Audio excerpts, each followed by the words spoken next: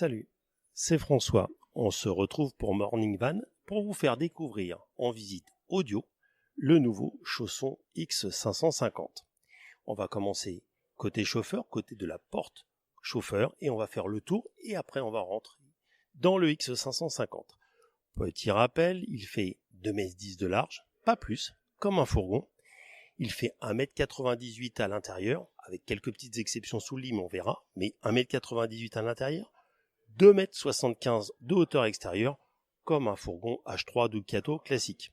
La longueur, c'est 6 mètres. Motorisation du Fiat, 140 chevaux, disponible en boîte 6 et en boîte auto.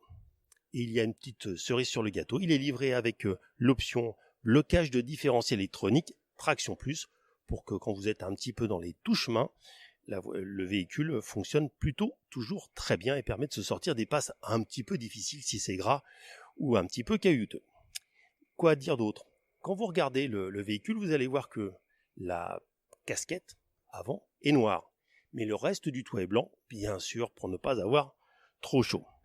Les rétroviseurs sont électriques, rabattables électriquement, donc ça c'est un gros confort. Et puis on va le dire tout de suite, un prix qui est bien positionné, surtout pour un produit comme celui-là, vous allez le découvrir, 59 990 €. Et puis le point le plus important, on va avancer un petit peu sur le côté du véhicule, c'est que c'est les avantages d'un fourgon, la compacité d'un fourgon, mais avec des parois qui sont celles d'un camping-car, c'est-à-dire avec tous les avantages de l'isolation. Et quand on regarde là, si vous regardez, je suis au niveau de la trappe à essence, vous voyez que le véhicule, il n'est pas plus large que l'avant du Ducato. Donc ça reste la taille d'un fourgon Ducato. Mais avec de nombreux avantages par rapport à un fourgon, c'est que par exemple, vous avez des protections en PVC tout le long de la cellule et qui sont plus fixées sans vis apparente, ce qui fait quand même un aspect finition et réelle voiture, on va dire, carrément sympa. On va continuer à avancer le long du véhicule et puis on va arriver à la soute. Alors, la soute, elle est sympa parce que on y a accès à l'intérieur et à l'extérieur. La hauteur est suffisante pour une bonne partie pour pouvoir mettre des skis et globalement, on arrive à y mettre au moins deux chaises et une table. On avance encore un petit peu et on a la trappe gaz. À l'intérieur et derrière, vous avez une bouteille de 13 kg qui va servir à faire chauffer l'eau. Car du côté chauffage, vous avez un chauffage 4000 watts qui utilise le gasoil du carburant du véhicule.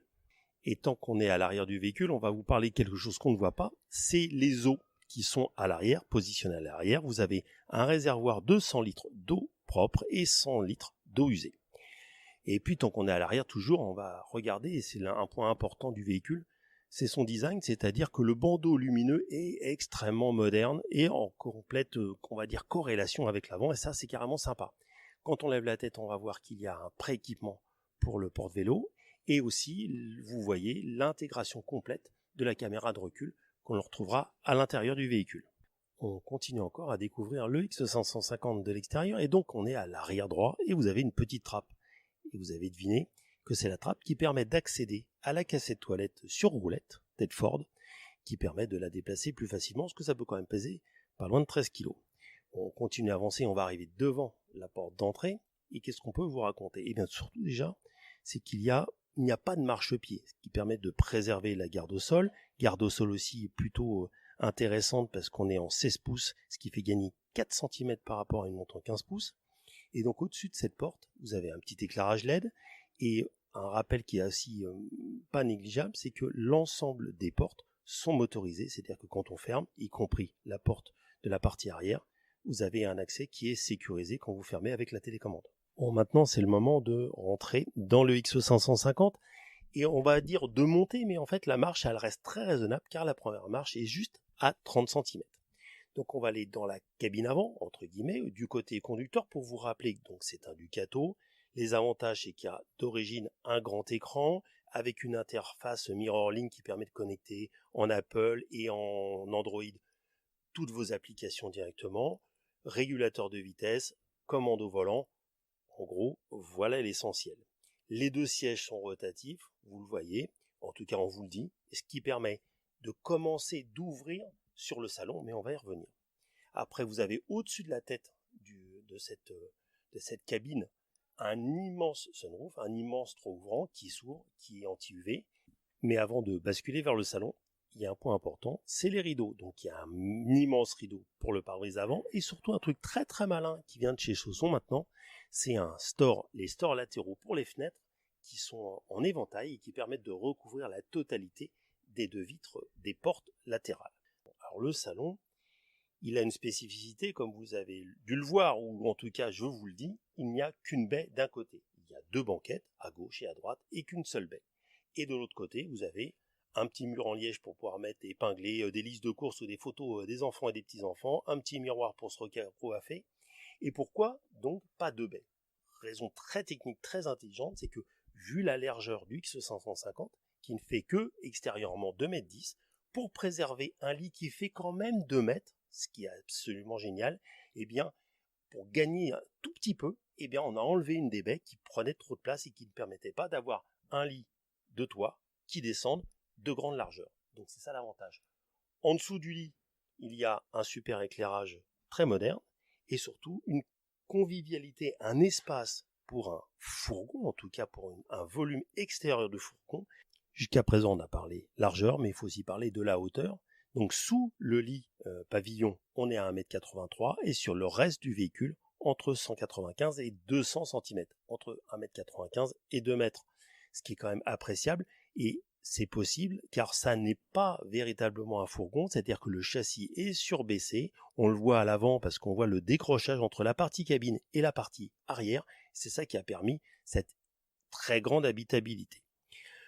Le salon permet de s'asseoir à 7 personnes très à l'aise, on a une table papillon qui se déploie et qui monte et qui descend et qui va permettre de faire un lit complet qui fera lui 194 de long et entre 150 et 120 de large, ce qui fait déjà quelque chose pour un lit, je dirais, complémentaire, car principalement l'idée est d'utiliser le lit pavillon en premier.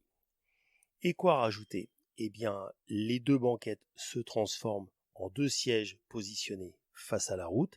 Tout ça aidé par une évolution qui est très sympa, c'est-à-dire il n'y a plus de scratch pour tenir les dossiers et tous les coussins, ce sont des aimants. Ça fonctionne mieux, ça vieillira mieux, c'est un vrai plus. Mais revenons au lit pavillon. Le lit pavillon va descendre jusqu'à 74 cm du sol. Sa dimension, c'est 140 de large, 195 de long. Et aussi, un point à signaler, on n'aura pas enlevé les coussins de la banquette pour pouvoir descendre le lit. Et il faut revenir à ce lit. Donc, il a été rendu possible par tout plein de petites ruses ingénieuses. La première, c'est que le matelas est spécifique, il est progressif, peu épais, mais garde un moelleux en attaque et un confort dessous. La deuxième idée, et coup de génie on va dire, c'est que les lattes du sommier sont intégrées, font partie intégrante de la structure pour gagner encore quelques centimètres, ce qui permet de garder de la hauteur de toit et aussi de le descendre très très bas. Mais fini le salon, on fait un demi-tour, on regarde la porte d'entrée et on découvre l'endroit où est sur la paroi la fixation pour la télévision qui peut être regardée dans le salon, plus à nouveau un miroir et un petit endroit pour mettre un pêle-mêle. On va avancer sur la gauche un superbe réfrigérateur 134 litres et la console de commande du chauffage, de l'électricité qui est installée au-dessus du réfrigérateur. À droite, le bloc cuisine avec de la profondeur, mais même quand on est petit, sans aucun problème pour y accéder. Deux feux, un évier, du rangement dessous, deux connexions USB et le 220. Et avant de quitter la partie salon, pour aller vers la côté buanderie et salle de bain, il faut revenir sur l'ambiance, que l'ambiance allait avec une petite touche d'automobile pour le côté technique, des tissus par exemple, et une ambiance très très très très déco qui change vraiment des intérieurs très classiques des camping-cars et des fourgons. Et on va basculer vers la buanderie, la salle de bain. Et le coup de génie, c'est cette porte à votre gauche qui à la fois ferme la buanderie et quand on la prend et quand on ouvre la buanderie, elle permet d'isoler la partie arrière de la partie avant. Donc je vais la repositionner sur la buanderie. À ma droite, j'ai l'accès, vous l'entendez, hop, le petit bouton qui va sur ma soute entrée-sortie et j'avance encore et j'arrive dans on va dire la salle de bain où à votre gauche vous avez un peu de rangement, l'évier qui se déploie, qui se referme, voilà, le toilette pivotant et l'emplacement douche avec un caillebotis et 2 évacuations. Et le coup malin, c'est que moi je vais me positionner dans la douche, c'est que je peux fermer avec le rideau cette douche pour qu'elle soit complètement isolée.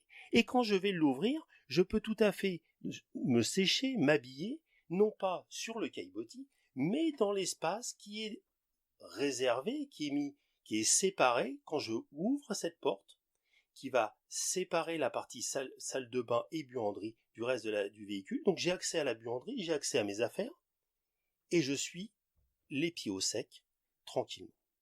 Donc ça, c'est vraiment l'idée géniale du X550, la multimodularité de la porte, des portes. Et il y en a encore une que j'ai oubliée d'ailleurs, c'est qu'il y a une porte coulissante qui permet de fermer la partie toilette-douche par rapport à la buanderie. Il y a une multi-utilisation des portes qui fait que tout est optimisé, les espaces sont séparés, mais quand on a besoin, on peut utiliser les espaces supplémentaires de chacun des univers, les toilettes, la douche, la buanderie et le petit couloir d'accès de la buanderie. Et si ce que je vous ai raconté vous a plu et que vous voulez apprendre avec Romain Girard, le patron produit de chez Chausson, d'où vient, comment, pourquoi ce véhicule existe, eh bien retrouvez-nous sur Morning Van avec son interview et tous ses détails à cette occasion.